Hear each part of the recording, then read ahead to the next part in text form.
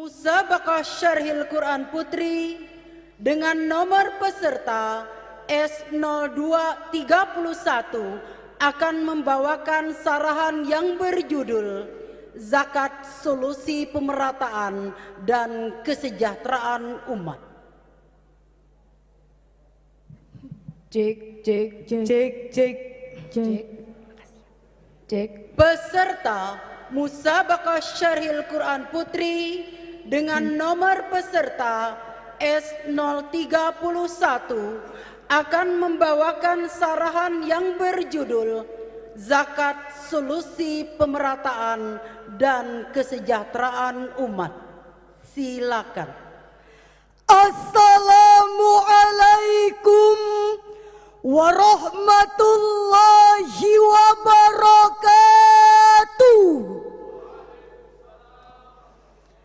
Alhamdulillahilladzi amarana an nahtimal fuqara wal masakin. Wassalatu wassalamu ala sayyidina Muhammadin wa ala alihi wa ashabihi ajma'in. Amma ba'd. Bapak Ibu Dewan Hakim yang kami muliakan, Bapak Ibu hadirin yang kami hormati, beserta teman-teman seperjuangan yang kami banggakan. Sekuntum bunga sedang mekar, indah dipandang saat purnama. Bapak Ibu hadirin, apa kabar? Apakah sehat semuanya? Alhamdulillah. Ma'asyiral muslimin wal muslimat rahimakumullah. Kita bangga sebagai bangsa Indonesia, bangsa yang berada di bawah garis khatulistiwa, yang memiliki khazanah dan kekayaan alam yang melimpah ruah. Menurut data dari Badan Pusat Statistik Nasional melaporkan, luas lahan pertanian di Indonesia mencapai 8 juta hektar. Menurut Kementerian Perkebunan di Indonesia, luas lahan perkebunan sawit saja mencapai 20 juta hektar. Ditambah lagi dari sektor tijaro atau perdagangan dan perindustrian, yang di dalamnya terdapat berbagai perusahaan berskala kecil, menengah maupun juga besar. Sungguh luar biasa bangsa kita ini. Namun hadirin, kalau kita perhatikan melalui data yang telah kami kutip dari jurnal kompas.com, Lembaga Riset Institute for Demographic and Poverty Studies memprediksikan tingkat kemiskinan di Indonesia pada tahun 2022 melonjak naik menjadi 10,81%. Atau setara 29,3 juta penduduk di Indonesia. Hal ini terbukti karena masih banyak masyarakat kita yang tinggal di rumah kumuh dan tidak layak huni. Bahkan masih banyak masyarakat kita yang rela meninggalkan sanak saudaranya hanya untuk bekerja sebagai pembantu rumah tangga dan buruh kasar di luar negeri. Sungguh miris hadirin. Lalu timbul pertanyaan, bagaimanakah solusi terhadap pemerataan dan kesejahteraan agar bisa terwujud di dalam negara Republik Indonesia? Untuk itu, pada kesempatan kali ini tertarik hati kami untuk menyampaikan sebuah syarahan yang berjudul Zakat Solusi Pemerataan dan Kesejahteraan Umat sebagai landasan. Mari sama-sama kita simak firman Allah yang terdapat dalam Quran Surah At-Taubah ayat 103. A'udzu billahi minasy syaithanir rajim.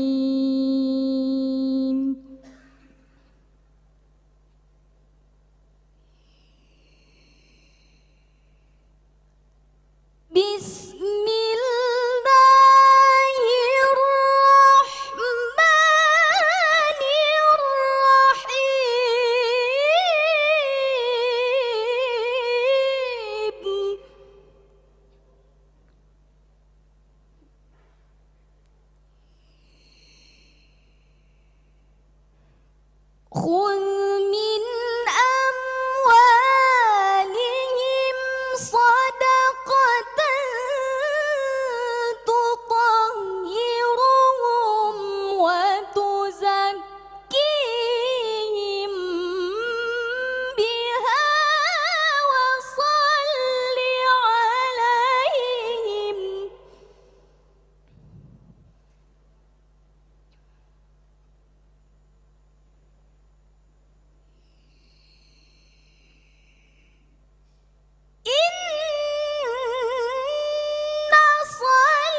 صلاتك سكن لهم والله سميع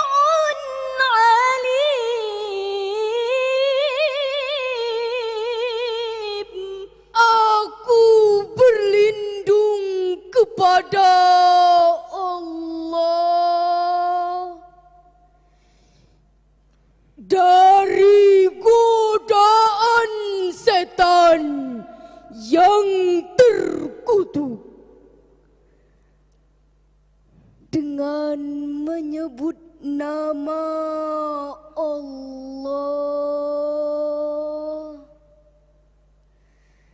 yang Maha Pengasih lagi Maha Penyayang. Ambillah zakat dari sebagian harta mereka guna untuk membersihkan dan menyucikan mereka, dan berdoalah untuk mereka. Sesungguhnya doamu akan menjadi ketentraman jiwa bagi mereka. Sungguh Allah Maha mengetahui lagi Maha mendengar. Hadirin wal hadirat rahimakumullah. Adapun asbabun nuzul ayat ini ialah menurut Imam Jalaluddin Asy-Syuyuti di dalam Lubabun Nuqul fi Asbabin Nuzul halaman 320 menjelaskan ayat ini diturunkan sebagai respon permintaan Abu Lubabah beserta kedua orang temannya kepada baginda Rasulullah sallallahu alaihi wasallam. Mereka berkata kepada Rasulullah, "Wahai Rasulullah, ambillah sebagian harta kami, lalu mintakan ampunan untuk kami." Lalu baginda Rasulullah menjawab perkataan mereka dengan kalimat, "Maha benar Allah, sesungguhnya aku tidak pernah diperintahkan untuk membagikan harta sedikit pun." Lalu turunlah perintah kepada Rasulullah sallallahu alaihi wasallam, "Ambillah zakat dari sebagian harta mereka." Menurut Syekh Ibnu Katsir Ad-Dimashqi Di dalam Tafsirul Qur'anil Azim jilid 3 halaman 320 menjelaskan, khuz min amwalihim sodakotan ay khuz zakata min jami'il amwal. Ambillah zakat dari sebagian harta mereka. Kata sodakoh pada pangkal ayat ini bermakna zakat. Sebab Abu Al-Hasan Al-Mawardi di dalam Al-Ahkam As-Sultaniyah bab 2 halaman 117 menjelaskan, sedekah itu adalah zakat dan zakat itu adalah sedekah. Dengan demikian hadirin, mari kita menjadi orang yang penuh dengan sifat ketakwaan, bukan menonjolkan sifat ketamakan, namun senantiasa bersifat dermawan. Hartawan harus selalu diingatkan, jangan sampai mereka terlalaikan. Lalu timbul pertanyaan, apakah hikmah zakat bagi seorang muzaki? Sebagai jawabannya, tutahhiruhum ay tutahhiruhum minaz zunubi wal akhlaqir radilah. Zakat dapat mensucikan para hartawan dari perbuatan dosa dan akhlak yang hina. Demikian penjelasan Abdurrahman bin Nasir As-Sa'ah di dalam Kalamil Mannan halaman 750, dan termaktub di dalam Aisarut Tafasir karya Abu Bakar Jabir Al-Jazairi juz 1 halaman 355 menjelaskan, kata hina pada konteks ini ialah sifat bakhil, sifat kikir, sifat ujub terhadap diri sendiri. Sifat ini harus kita musnahkan hadirin. Karena kalau tidak, maka yang akan bermunculan ialah hartawan-hartawan bersifat hewan, konglomerat-konglomerat bersifat keparat, bahkan agnia-agnia yang bersifat durjana, yang tidak hanya merampas, menindas, bahkan menggilas orang-orang yang sengsara. Maka dengan tegas Rasulullah sallallahu alaihi wasallam bersabda, salasun muhlikatun syuhun muta'un wa hawan muttaba'un wa i'jabul mar'i binafsi. Ada 3 hal yang dapat merusak manusia: kikir yang diikuti, hawa nafsu yang dituruti, bahkan wujub terhadap diri sendiri. Hadis riwayat Imam Baihaqi. Lalu timbul pertanyaan hadirin, kepada siapakah zakat wajib kita tunaikan? Sebagai jawabannya, mari sama-sama kita simak firman Allah yang terdapat dalam Quran surah At-Taubah ayat 60. Innamas sadaqatu lil fuqara'i wal masakini wal 'amilina 'alaiha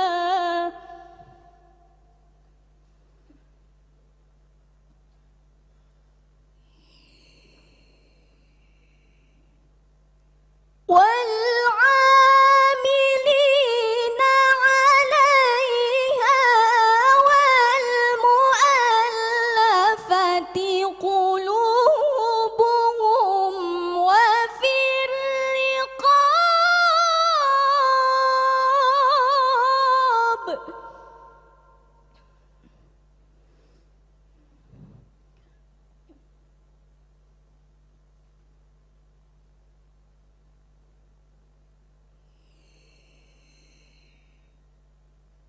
وفي الرقاب